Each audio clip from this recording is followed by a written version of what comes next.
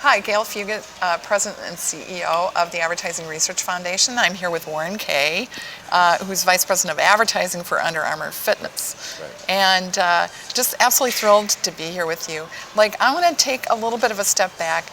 You were working in the digital field and did maybe your first digital ad back in 1998. That's right. As I understand, Yeah. right? Yeah. And how has the world changed since then, and how do you find yourself here at CES in 2016 having both run your first ad in 1998 and then also built an amazing digital presence at Yahoo, an over $200 million business? Right. I mean, talk about how you find yourself here and a little bit of your path to get here. Sure. No, it's been a great ride.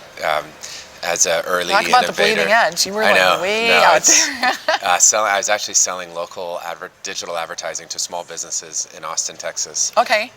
In 97, 98.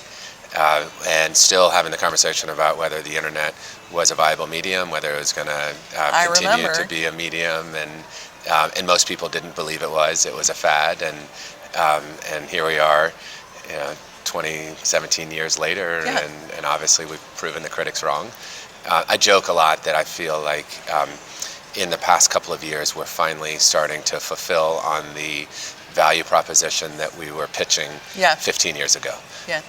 We've always been a little ahead of the curve in terms of digital media advertising sales, and I feel like technology and scale and all of the kind of core tenets of the advertising business are in place today, where we are finally, in a lot of ways, although it's only been less than 20 years, but we are a viable medium for brands and advertisers to build awareness, to drive their business and really be a critical part of their growth and their business success. So I know you had a big announcement this morning.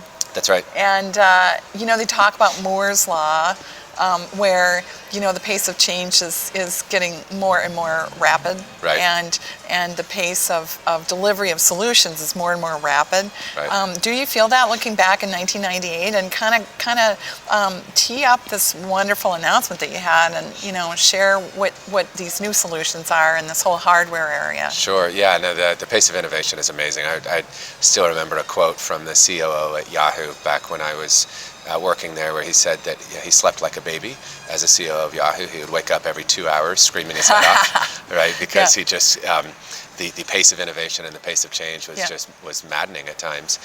But from a consumer side of things, and for those of us who are very technology driven, it's exciting. To your point around the announcement this morning, we announced HealthBox at Under Armour. So it's a set of hardware solutions that are all tied together through our software. So we, in a single box, we deliver to the consumer a connected scale, a heart rate monitor, and a step tracker that is all connected into our Under Armour Record software solution. That allows a consumer. That connects to MapMyFitness and That's right. your other That's right. So software MyFitnessPal, right? We look at the world through 4 different lenses or 4 different paradigms. There's your activity, so kind of what you do during the day that counts as exercise, real exercise when your heart rate is up and Right. you're running or working out. Nutrition. So the calories and the caloric intake. It's just still about diet and exercise, right? And Even with technology coming into that's play. right. Well, the other dimension that we think is very important is also sleep. Okay. So that's the 4th one that we track, and we obviously, it's a very crowded space. There are a lot of different hardware manufacturers out there. What we feel like the big opportunity is to provide coaching recommendations and connecting all of those disparate data points for the consumer. So a very simple example is that we can tell you that you haven't slept very well over the last couple of nights, and it's probably better for you to sleep in tomorrow than it is for you to wake up early and go exercise. Or you've enjoyed the holidays and you've eaten a lot of great food, and maybe now it's time to get back and work out a little bit more. Cut back, yeah. That's right. So today there are a lot of single point solutions that are interesting.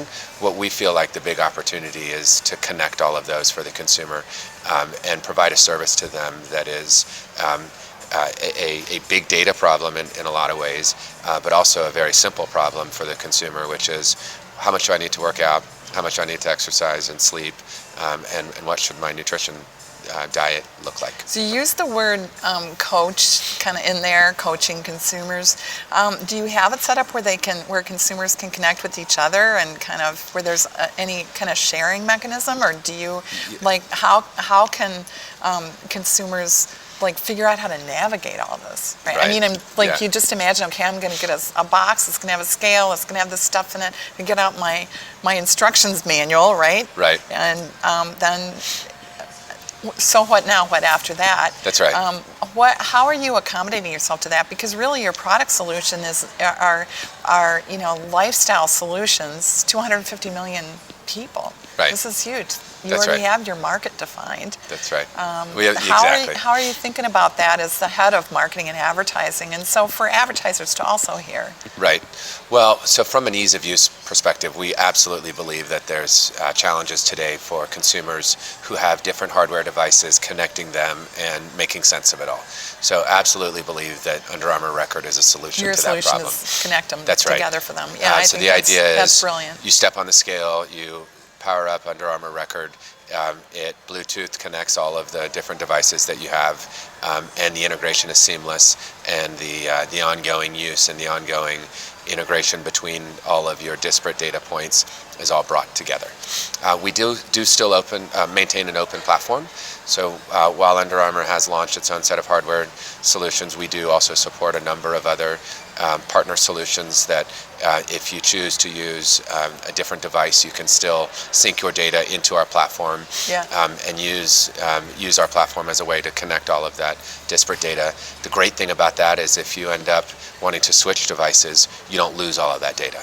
And that's one of the big problems that we see in the industry, is that consumers will use something for a while, they grow out of it, or they want to use something different, but they're kind of tied to that device because all of their historical data lives in that device's software. We have an open strategy where you can port in different hardware devices and use whatever one you choose.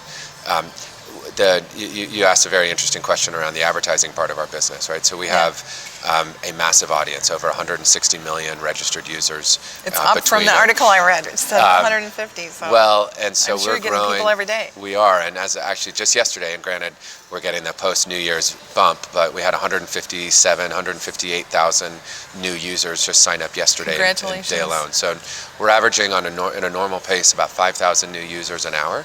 About 100,000 new users a day. So the growth has been phenomenal. I mean, that's what advertisers need to hear. That's actually. right. That's right. Because that's targeted. Those are people that have come in their own way, special way, said, I think I want some help. That's right. Well, and the beautiful part about it is that it's a very personal experience. Yeah. And so we allow brands and advertisers to engage with consumers at that moment. I think the word moments is overused in a lot of ways in our space, but it's like this year's word.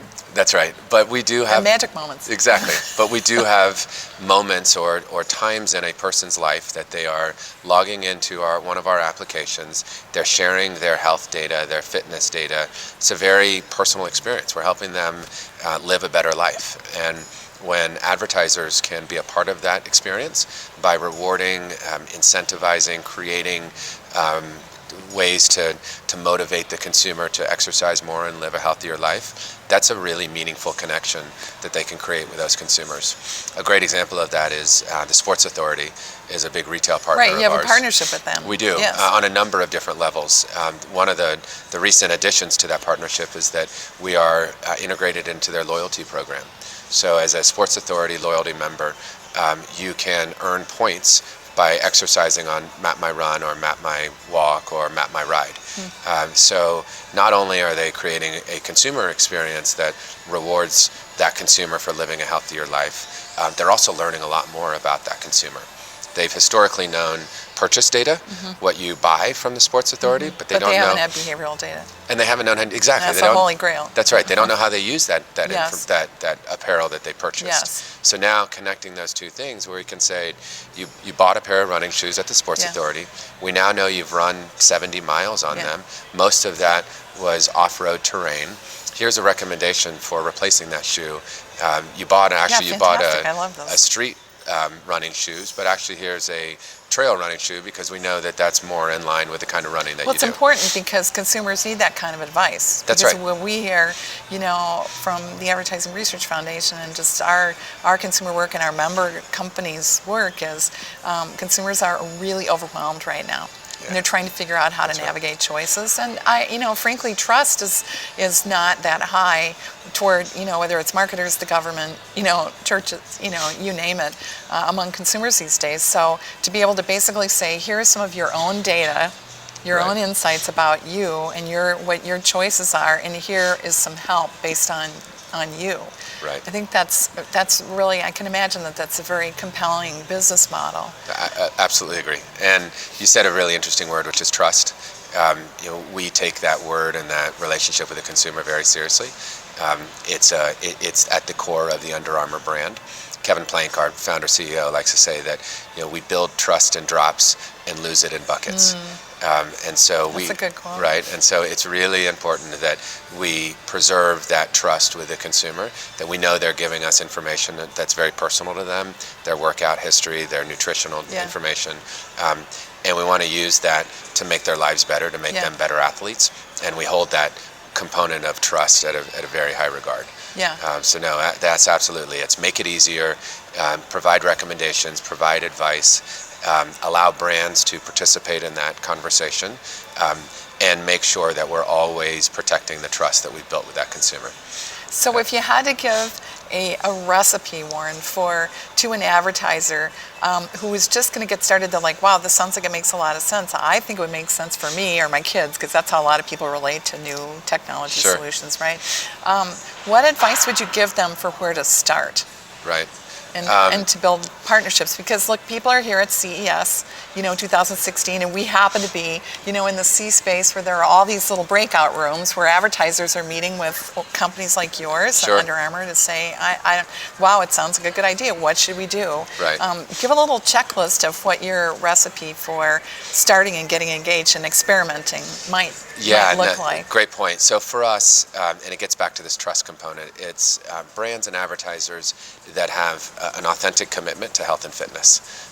They don't have to have an endemic commitment. They don't have to service the health and fitness vertical, but they do have to have a commitment to helping athletes, to helping consumers live a healthier life. And that's what our consumers come to our applications to do. So you start with the values check. That's really interesting. A values check and a consumer's check. Yeah. So do our audiences match up? Yes. Are they trying to reach the health and fitness consumer? Do they have an authentic relationship or a desire to help that consumer live a healthier and kind of a healthier life? Yeah. And if we check those two big boxes, then that's when the fun starts. That's when you can really look at the ways that our consumers are interacting on our platform, where they could use some rewards, where they could use recognition, where they could use some incentives, and where we can create really compelling online and offline experiences. Just this morning, was having a conversation with a major financial institution that creates experiences with their consumers. Yeah, because I'm thinking food companies, of course. But food company, those are all the endemic ones, and they make a lot of sense. But financial is really interesting. Financial is very interesting. They are in the business of... I would think insurance, because people are going to live longer, potentially. Absolutely. So we actually have a great partnership with Prudential, where they offer their members rewards for working out against their 401k. So they did a virtual fitness challenge for their members and rewarded them for against their 401k program. So it's a really great program. Again, a brand that's not endemic, but has an authentic commitment to helping their members, their consumers, live a healthier life, and using our platform and our technology to help them do that. It's a great example. Yeah. So let's kind of shift gears a little bit. I'm curious if you chose Under Armour chose you, but it sounds like a fairy tale career. But I actually also worked in that arc, right, from 1990, and I led a venture capital investment in 1998 in the internet. And what you said is true. And then, of course, there was the dot-com crash, right? And so it maybe wasn't quite as much of a fairy tale. So, as we're telling stories and evangelizing leaders to our members as the Advertising Research Foundation, talk a little bit about failure.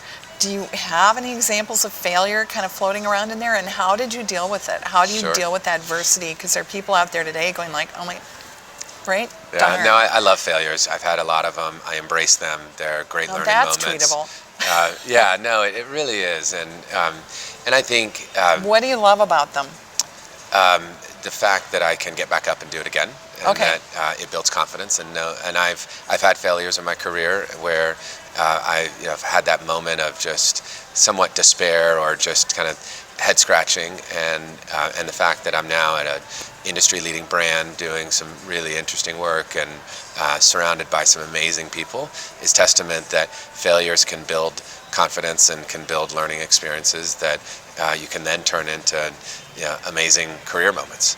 Yeah. So, and I embrace So failures. do you like apologize afterward, or do you go back and do you kind of do what they call a post-mortem? I don't really care for that term, but Right. that's kind of like ecosystem in my book. But It is. Yeah. how do you deal with it? Just move on, or turn it into something constructive. Yeah, I think What's it's your both. approach? I think it's both. I think it's making sure you're learning from them, Yeah. but then also having a very short memory, because life is Yeah, too okay, short that's good. to dwell on failures. And you look at any successful executive, inevitably they've had failures in their careers that they've used to learn from and build from, and then they forget about them and they Yeah. move on. Right? They Yeah. take the learning moments, they make sure that they focus on those and make the right changes. Yeah. But then they don't dwell on them and they move on. Yeah. And it's a confidence builder. Yeah. So, and I look at failures in my own career. I look at failures on a day-to-day basis. If we don't win a deal that we're working towards, or a deal doesn't perform, a campaign doesn't perform as we expected, down to that micro level, all the way up to the bigger successes and failures in my career as all learning moments, and embrace them and don't shy away from them. Don't apologize for them, and use them as ways to kind of continue to build that foundation of success. Yeah. Yeah. I mean, I kind of found, I don't know, I have two thoughts. One is I have to think that this is, I only have a sample of two, you and Doug, Right. but I have to think this is kind of part of your culture and your organization, this idea of embracing failure and learning from it, because he said almost, very, very similar things. He's from a Yep. company that was acquired by, Right. MapMyFitness. But it's just like you have to have failure, and then you have to get it out, and you have to embrace it. I Right. think was a lot of kind of what he said. My own experience, the other thought I was having as we're chatting about this is my own experience was going back, and you can get marked, certainly in a large corporation, and I suspect this isn't true in your culture, which I think is really fascinating. You can get marked though, like, well, that didn't work, and that was just, I remember, a spectacularly famous failure that I led, and what I figured out finally was I have to tell senior management how to think about this. Right. I have to go That's and I very have to interesting. talk about it, right? Right. I need to Right. go to them and I need to say, actually, I'm proud of what I did. We saved this much money, and I also, these are things I wish hadn't happened. And I remember a particularly poignant conversation with a COO, and he said, yeah, I think both are true, but it was very clear that he was not thinking about it that way. Right. And He was dwelling on the it failure. took a lot of, yes. Yeah. And I was just, I couldn't get these, we call them tin cans, right? I couldn't shake these tin cans. Right. And I just didn't want that to be my equity. Yeah. You No, know, that's so I like your, have a short memory. right. Would that all senior management would have a short memory? But Yeah, there's a few things to that. One of the elements that I love about Under Armour is that even though we're a $4 billion company, we still operate a lot like a startup. it feels like There are that. a lot of entrepreneurs. Entrepreneurs embrace failure. Most successful entrepreneurs have had multiple failures in their careers, and those are, in Silicon Valley, as an example, those are a badge of honor. Yeah. You get successful entrepreneurs around a table, and they'll talk more about Yeah, their failures that's true. and their successes. Yes. Yeah. And they're proud of them. And then boats and planes is what I And also then all learned. the money that they've made during their successes. Like, yeah. wow, every conversation Right. starts with boats and planes. Right. Yeah. Which there's an element of that In in the Under Midwest, Armour we as were well. really Yeah. contributing, but Right. Right. But we do have a very entrepreneurial foundation to our company. The founder is still very active in the day-to-day operations, so he's very entrepreneurial, and his executive team is largely intact from the early days of when they started in Kevin's grandmother's basement. So it's Wow. it's not too. They haven't Impressive. come. Yeah, exactly. So in the business world, they've come a long way, but physically and in their lives, it's only a short distance from there. Explains a lot of the consistency, though. That's right. And how long have you been there? 6 months. So Yeah. I'm a newbie there. Yeah. And it's rare that you see companies that have had the kind of success that Under Armour has had, yet manage to retain a lot of the early employees. Right. For only being 20 years old as a company, there are a lot of individuals that have been there for 15 years plus and have no desire to leave, even though some of them have been very financially successful. They've benefited from all of the success that the organization has had, but they're still operating as though they're just early days. And we talk, and this is a mantra that rarely does a day go by where we don't say the fact that we feel like we're just getting started. That even though we're a $4 billion company and have had a lot of success, we feel like we're literally just getting started, and that we can double, triple, quadruple our top-line revenue in the next Also important. 5 years. I mean, so it's like, don't sit back and rest on your laurels. No, absolutely Just not. keep facing forward. That's right. Also very entrepreneurial, as a value. Yeah. Talk about what do you feel your biggest success has been this past year? New Year's is a time of reflection, and there's the whole resolution thing. But I find it's constructive to look back and just kind of say, kind of pat yourself on the back. I like to say go buy something, but say, all right, job well done. Yeah. What's yours? My team, and I know that's an overused cliche, but we just had our end of year. I was waiting for someone to say this. You're the first one. Oh, yes. Interesting. Yeah, no, we just had our end of year event and right before the holidays, and there was a moment in time where I was starting off our kind of our 2-day on-site, off-site type of meeting, and looking around the room and just being really proud of the team that we had in place. They care, they're smart, they work hard, they're just a really, really good group of people. And to me, that's the measure of success in life. It's all about the company that you keep and the people that you surround yourself with. And whether you call it luck, whether you call it the school of hard knocks through failures, but I'm just blessed and fortunate that I have surrounded myself with a group of people that are just really good individuals. Yeah.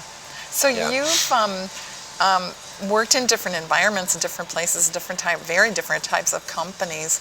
The next generation almost always asks me, how do I know when I should move? Right? Because they're, statistically going to have 29 jobs in 30 years or something. And so my question is, what's your take or a little bit of advice for the next generation on how do you know when to hold them and when to fold them? Right. Like, how do you navigate that? And because you talked about a team, I especially want to hear your perspective on that. It's a great point. There's two sides to it. There's, and I'm going to sound like an old man when I say this, and I guess I kind of am. But no, you're not. I'm certainly getting there. Right now. But I do feel like there's a generation, a younger generation in the workforce today that has a level of entitlement, that has a sense of empowerment, that when it's hard, they feel like they need to move on. And to me, that's when you dig in and work harder. And that hard work is a virtue. Hard work is a benefit, is an opportunity. So to me, it's when it gets difficult is when it gets fun. And I would encourage, especially I agree with younger members of the workforce, to look at that as a real opportunity. Yeah. To me, when it's time to move on, is I've always had two kind of litmus tests for that. Is if I lay awake in bed in the morning and I don't want to get out of bed, because I'm not excited about going to work, then something's wrong. Or when you spend a little too long in the shower, right? When, to me, at Under Armour, especially recently, I can't wait to get up. I can't wait to get out of the shower. I can't wait to get my day started because I'm so excited about the team I have, the opportunity we have, and when that changes, I don't think it ever will, but when I take a little bit longer, Sunday nights aren't as much fun because I know Monday morning's right behind it, that life is too short. And it's an overused analogy, but life is really too short. And if you're not enjoying what you're doing, then it's time to move on. Yeah. But it's very different between when it's difficult versus enjoyable. Yeah. Right? It can be very difficult and very enjoyable. But when you don't have that passion anymore, then for me, it's time to move on. Yeah, well, I think there's a whole layer in there of listen to yourself, right? Pay Right. attention to what your inner voice is saying. Yeah. I think Yeah. Lisa Donahue from Starcom last year at CES in her interview said, I know it's going to sound crazy, but you got to listen to your inside voice and your outside, right? There's like Right. this little voice in your head, and Yeah. that was kind of her navigator. It sounds like you kind of Yeah. have And that outside do voice is that. also important. Like I give people advice all the time to build a personal board of directors, a group of trusted individuals that have your best interest at heart and are a sounding board when these life moments and these decisions come up. And it's important to have people that will keep you in check and hold you accountable, and if it's difficult, remind you that it's still a big opportunity, but it just may be a difficult time, and Just be honest with you. be honest with you. That's I right. think that's what over the Yeah. years, just finally, just be honest with me, That's right. and like Yeah. you can take it, maybe it stings a little bit but you kind of know, it's like, yeah, that's probably true. Right. That's right. I like your comment about your team a lot. I had that experience yesterday. I was kind of dragging around, and then I met up with my team last night. I had that exact feeling. I was Yeah. like, all right, this is great. Right. Yeah. Yeah. It all kind of We're all- ties it together. yeah. That's right. Yeah. Well, to our earlier point, the industry is moving so fast. There's so much going on. It feels like there are thousands of different priorities being thrown at us every day, and it's difficult and it's tiring. But to your point, like when you get to reconnect, when you get to really remember why you're doing all this, it's important. Yeah. Yeah. Yeah, inspiring. All right, so one prediction for 2016. What do you think's going to happen? So I'm very bullish obviously on the connected fitness space. Yes. I really do believe that More this hardware coming? We'll continue to iterate on our hardware, but more importantly, I think consumers are really going to see the power of managing their own data and managing their own health and fitness information, and the importance of that. I expect that we'll lower a lot of the barriers. It will make it a lot easier, as will some of our partners, and really open the consumer's eyes to the importance of understanding their own personal health and fitness data and information, and doing something with it, living a healthier life. Yeah, so you want to really make a difference. That's right. Really make a difference, Yeah, right? exactly. So Warren, it's just been so wonderful to talk to you and hear about Under Armour's, your fantastic new announcement today about your hardware, Yeah. the vision for advertisers, and how you want to build trust and shared values first. That's pretty unique, I have to say, having been on the buying side of advertising for a long time. Your sentiment and your values for building a team, and your career experience of going through and basically not being willing to fail, but keeping it in a really mature perspective, I know it will be inspirational to our members, and it's just been a real pleasure to Gail, spend thank some you. time I've really talking appreciated to it. you. Yeah, it's been fun. Thank you. Yeah, thanks. Okay.